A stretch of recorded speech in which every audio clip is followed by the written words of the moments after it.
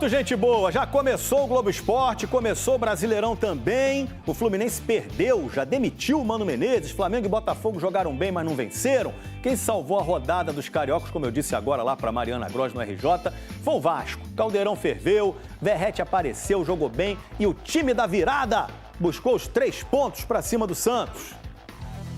3 semanas, só de campo e bola. Foram dias de treinamento até chegar a essa hora. Tempo que Vasco e Santos tiveram para se preparar para a estreia no Campeonato Brasileiro.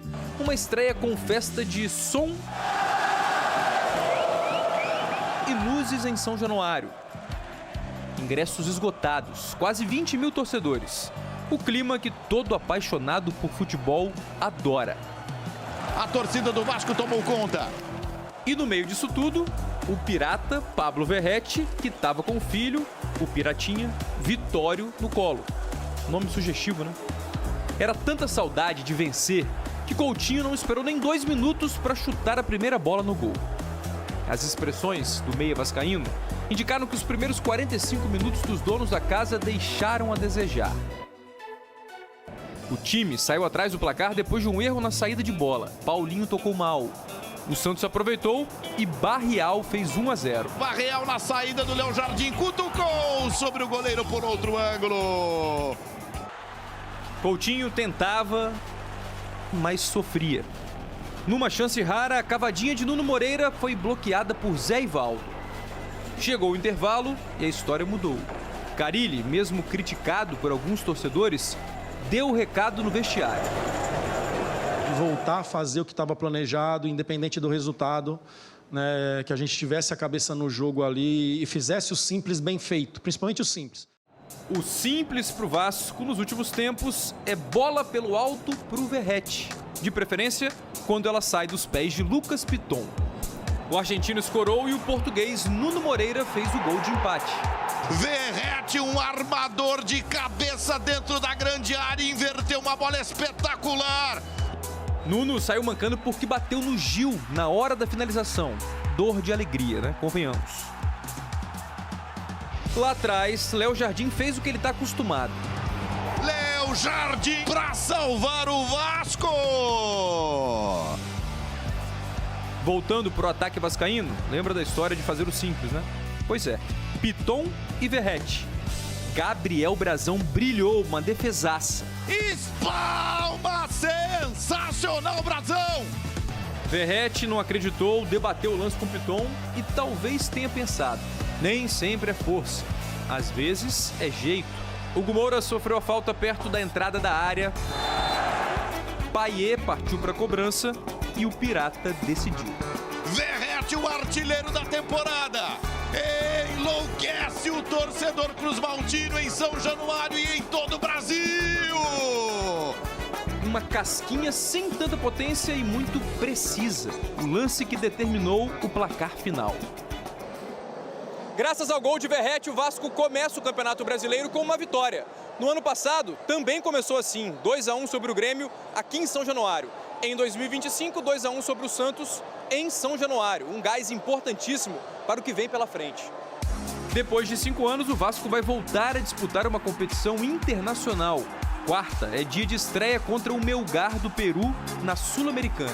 Sobretudo é a confiança que traz para a equipa esta vitória para ir disputar os outros jogos que vamos ter, que é um calendário difícil, todos nós sabemos, mas trabalhar sobre vitórias é mais fácil. O Vasco teve muita disposição e cabeça, né? Fala, galera do Vascão, bora reagir a mais um vídeo aqui dos canais ESPN, trazendo as últimas notícias e analisando essa vitória do Vasco para cima do Santos, né? Vitória importantíssima. O Vasco, o único carioca que conseguiu vencer, começa o Campeonato Brasileiro com aquele famoso pé direito. O próximo jogo do Vasco é contra o Melgar, jogo pela Sul-Americana. Nessa quarta-feira, o jogo no horário de Brasília será às 7 da noite. E pela rodada do Campeonato Brasileiro, o Vasco joga, vamos ver aqui, no sábado, Corinthians e Vasco na Neoquímica Arena. Ainda bem que o Vasco venceu esse jogo. Ainda bem, porque contra o Corinthians na Neoquímica Arena é praticamente, né, galera, um resultado não tão satisfatório. Quero estar enganado. Quero estar enganado. Bem no Brasileirão. Além das 5 principais. Além das 5, isso. São as 5 maiores e juntando ainda Holanda, Portugal, Argentina e Brasileirão. O Verratti está entre os jogadores que mais vencem, então, jogadas aéreas. Ele aparece em 6º lugar. É impressionante como é o aproveitamento, então, isso tudo desde a estreia do atacante no Brasileirão de 2023. Quando o Verratti dá assistência e depois, obviamente, faz o gol, enfim, na transmissão do Casé, o Casemiro, que é conhecido por ser um torcedor do Vasco, ele enlouquece e fala que é o melhor cabeceador do mundo. E aí, beleza, Casé. Só que aí Donan, Fernando Campos, abriu as redes sociais e postou. Papo sério. É exagero colocar o Verratti como o melhor cabeceador do mundo atualmente? Do Brasil, ele já é disparado top 1. Tá aí a nossa motivação da tela. E assim, não é sacanagem. Aqui tem gente na internet que vem só pra brigar. Mas quando você pega os números do Verratti, ele tá à frente de grandes jogadores. Não sei se eu tenho bagagem pra falar ou conhecimento do mundo para falar se tem alguém cabeceando como alguns jogadores que eu não vejo tão frequentemente. Mas é impressionante, não é? É difícil você cravar como a melhor do mundo. Aí é a minha opinião e a minha concepção. Não consigo assistir tudo a ponto de cravar que o Verratti é o melhor do mundo no quesito cabeceio. Mas no Brasil é de longe, do continente sul-americano de longe também, porque o Verratti é brincadeira, cara. E o que mais me pega no Verratti, eu já falei isso aqui também, é simplesmente, ele não consegue cabecear, não é só a questão de cabecear sozinho. Porque tem vezes que o cara cabeceia sozinho, tipo ali, ele conseguiu se desvencilhar, acho que foi do João Vitor, que estava na marcação dele, ele dá o cabeceio muito forte e o Brasão faz uma defesa absurda. Mas geralmente, o cabeceio do Verratti é o que ele faz na assistência. Quando o cara tá puxando torto, ele de qualquer jeito, todo torto, e ele consegue, de alguma forma, direcionar o cabeceio. Então, isso, pra mim, é o fator mais absurdo do Verratti, porque é brincadeira, ele não perde no alto. Sim. E, simplesmente, tudo bem. Por exemplo, tá? Vou dar um exemplo.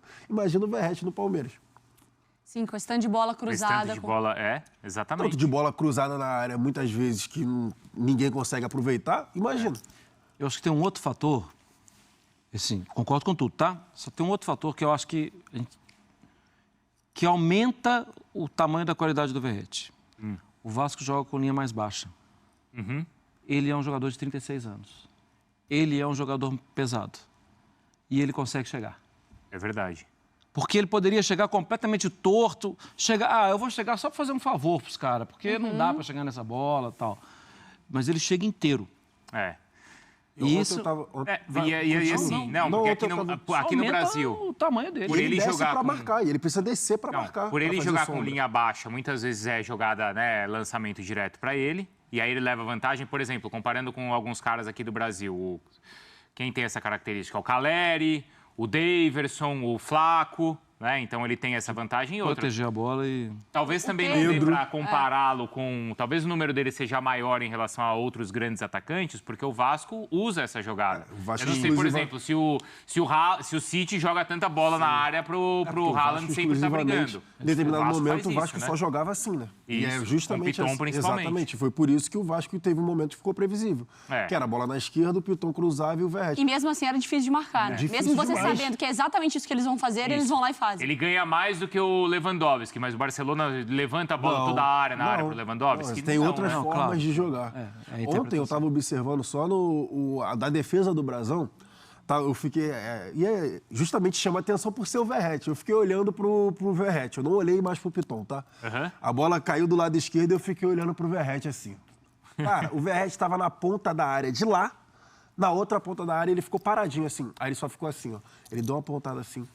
No meio da área. Eu não olhei mais pro Piton. Sei. E aí depois eu só fui ver a bola chegando. Serve aquela mesa ali, ó.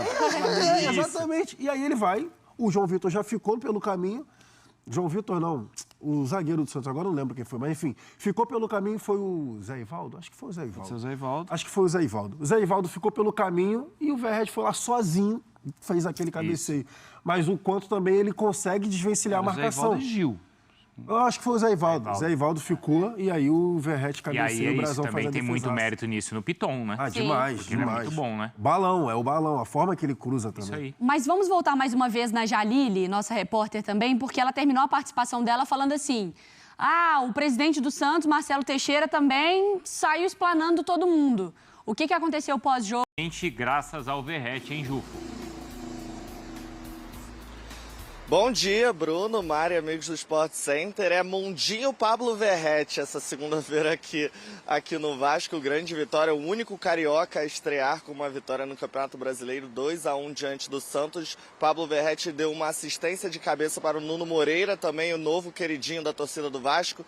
Chegou na reta final do Campeonato Carioca, fez um gol no Flamengo na semifinal. Já está no time titular, fez um gol agora diante do Santos e o outro gol na tradicional cabeçada do Verrete para dar essa vitória ao Vasco na primeira rodada. Uma vitória muito importante, porque mostra como o trabalho do Fábio Carille entre a eliminação e a estreia, a eliminação do Carioca e a estreia no Brasileiro foi muito importante para o time, né? O Fábio Carille conseguiu introduzir o Nuno Moreira e o Garré, que entrou como titular também à equipe, teve um meio-campo muito sólido, mas também com muitas dificuldades. Afinal, como foi um meio-campo formado pelo Paulinho e Hugo Moura, o Vasco teve muita dificuldade técnica de saída de bola, de passe mais em profundidade, errou muito passe no primeiro tempo e isso acabou irritando um pouco a torcida e também teve alguns problemas de compactação, tanto que deu muito espaço para o Santos abrir até o placar, sair na frente do Vasco nesse jogo em São Januário. Mas aí o que mais incomodou o Fábio Carille foi a questão da torcida. A torcida é um fator fundamental para o Vasco, mas no primeiro tempo, quando as coisas não estavam saindo muito bem, não estavam como nos planos do Carille, a torcida já estava cobrando, já estava meio em cima e vaiando alguns jogadores. Isso incomodou o Carille. Vamos escutar o técnico do Vasco. Independente do resultado, independente se a gente não estiver jogando bem, apoia. Porque a gente começou a errar muito depois que tomou o gol. Passe simples. Quem comanda a nossa cabeça somos nós mesmos dentro de campo. Foi o que eu mais falei no intervalo. Tática nada, porque estava um jogo igual, chances para os dois lados iguais, e que é normal tomar gol. Se foi de erro, se não for, é normal tomar gol. Mas a gente tem que continuar concentrado e principalmente tecnicamente, individualmente falando da parte técnica, o simples tem que fazer bem feito. Né? Senão a impaciência do torcedor aumenta e o nosso nervosismo dentro de campo aumenta. Né? Então a gente tem que acertar e continuar fazendo o que estava planejado desde o início, independente de estar perdendo ou não. É isso, a torcida é um fator fundamental para o Vasco. Foi no ano passado que fez o Vasco terminar no meio da tabela, não brigar pelo rebaixamento. A torcida foi fundamental e vai ter um papel muito importante esse ano também. São Januário já estava com ingressos esgotados para esse jogo diante do Santos. Então é o 12º jogador, é o papel fundamental para esse time esse ano. O Vasco viaja essa tarde para Arequipa, no Peru, onde enfrenta o Melgar na estreia da Conmebol Sul-Americana e alguns jogadores que não atuaram ou estavam no banco devem ganhar alguns minutos. O Ryan, que era titular, mas não entrou diante do Santos, deve ser titular contra o Melgar. Também a gente vai ver mais minutos de Lloyd Augusto, Tietê voltando de lesão e até o Payet, que deu uma assistência, vivendo talvez os últimos momentos com a camisa do Vasco, né? O contrato dele vai até maio. Ele deu assistência para o gol do Verrete, deve ser titular diante do Melgar e quem sabe ele não consegue engatar uma boa sequência e quem sabe até poder renovar com o Vasco, Bruno e Mari. É uma boa discussão, hein? Já pensou se o Payet liderar o time em uma boa campanha na Sula? Pode ser um assunto para a gente conversar com os nossos comentaristas. Do outro lado, a gente também tem a Jalile Elias preparada para trazer as informações do lado do Santos e as explicações também do comandante do Peixe. Jalile.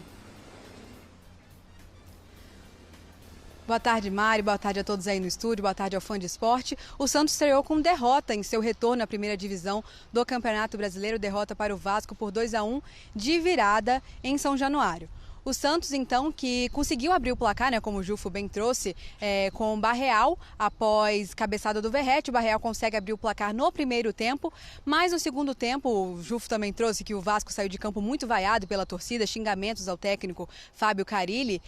O Vasco voltou melhor, o Santos, que foi superior no primeiro tempo, conseguiu abrir o placar, mas o Vasco voltou melhor, voltou mais ligado para o segundo tempo, conseguiu um empate logo aos 8 minutos com o Nuno Moreira, né, português, e depois conseguiu a virada com o Verrete, um vacilo da defesa do Santos, deixar um cabeceador nato, né, como o Verrete, completamente livre, sem marcação. E aí vocês bem citaram aí no top 5 a gigante, brilhante defesa do Gabriel Brazão, na minha opinião, a defesa mais bonita do campeonato até aqui nessa primeira rodada. Hoje ainda tem um jogo, mas até aqui foi a defesa mais bonita do campeonato e evitou, quando o jogo estava 1-1, o segundo gol do Vasco, mas não teve jeito, o Vasco conseguiu a virada em São Januário. O Marcelo Teixeira falou bastante, fez duras críticas ao time depois do jogo, mas isso é assunto para daqui a pouco. Boa, Jalília. A gente vai conversar também, porque o presidente do Santos é isso, deu algumas cutucadas que a gente também vai mostrar aqui no programa. O Verratti desde a estreia no Campeonato Brasileiro em 2023. 57 jogos, 23 gols, caramba. 27 participações, então, em gol. Isso no ranking geral, tá? 70 finalizações certas, liderando esse quesito. Mais finaliza, então. E ainda duelos aéreos vencidos. Vamos aproveitar, já que a gente ouviu o Carille, ouvir também o Pedro Caixinha, o técnico do Santos, para a gente ouvir dos comentaristas o que eles acharam da partida. Técnico santista, então, vamos lá. E um jogador com a qualidade do Verratti. Bom, galera, é isso aí, né? Vasco venceu o primeiro jogo. Próximo jogo do Vascão é contra o Melgar pela Sul-Americana.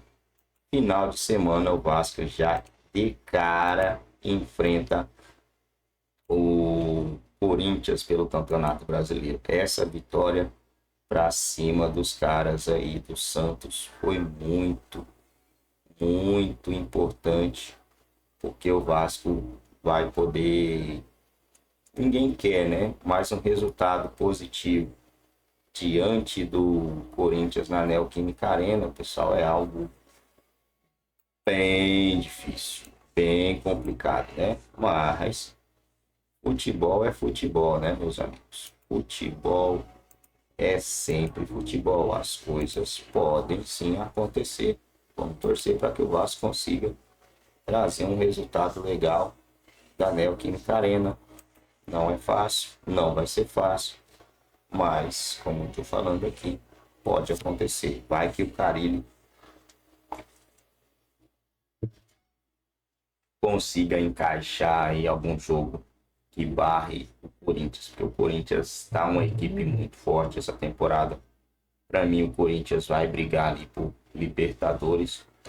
Não vejo brigando pelo título, porque o elenco é curto, né? O Flamengo já começou aí o campeonato com 3 ou 4 desfalques, né? Imagina quando esses times aí tiver os desfalques dos seus jogadores, né? O Botafogo, o Atlético Mineiro, Corinthians, com os desfalques, não sei não. Corinthians para mim não tem muita chance não, mas o jogo é jogado, né? O jogo é jogado. Vamos ver se o Vasco consegue um bom resultado nesse final de semana contra o Corinthians.